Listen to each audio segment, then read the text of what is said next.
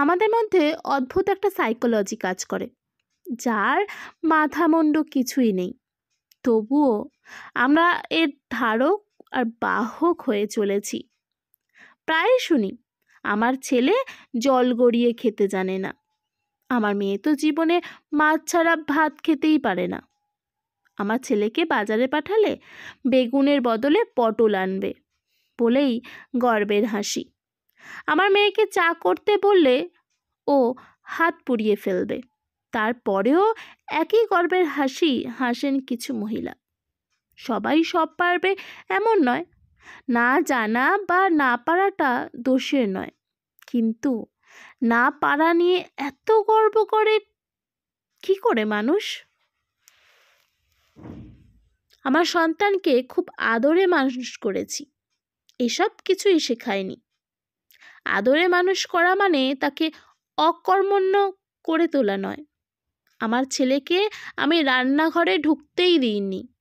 বিশ্বাস করুন, কোনো কর্মের কাজ করেননি দিদি, কাজের কোনো ভাগ হয় না।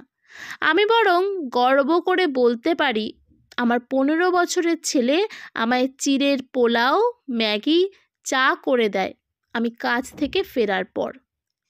গতকাল এক ভদ্রমহিলাকে বলতে শুনলাম, কি করে যে মেয়েকে ছেড়ে থাকবো জানি না, আমার অভ্যস্ত কান শোনার অপেক্ষায় ছিলাম, বিয়ে দিয়ে কি করে যে থাকবো।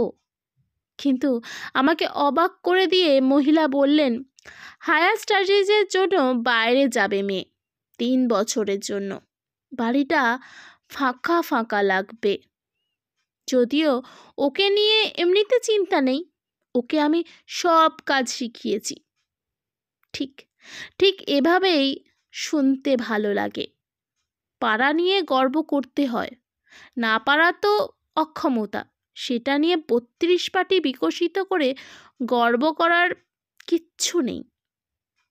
চালকে মুড়ি বলাটা 5 বছরের বাচ্চার সাজে, বাইক নিয়ে ঘুরে বেড়ানো বুড়ো খোকার নয়। আমার মেয়ে গ্রামে থাকতে পারে না একদিনও, এতে গর্বের কিছু নেই। গ্রামে মানুষই থাকে, তারা আপনার থেকে কিছু কম জানে না, তাই আপনার খুকিকে বোঝানো উচিত, এতে তার অকর্মণ্যতা প্রকাশ পায়, সর্বত্র নিজেকে খাপ না খাওয়ানোর মানসিকতা প্রকাশ পায়, এতে গর্বের কিছুই নেই। আমি লোকাল ট্রেনে বাসে চড়তে পারি না, কি করে যে সবাই যায় কে জানে।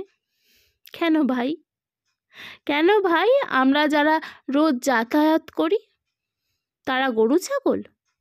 পারেন না তো পারেন না, সেটা নিয়ে এত কৃতিত্ব দেখানোর কি আছে? আসলে মানুষ যে না পারার এত সম্মানিত বোধ করে কি করে কে জানে। না জানলে শেখার চেষ্টা না করে সেটাকেই স্বাভাবিক করে তোলার একটা অদ্ভুত প্রচেষ্টা করে চলে।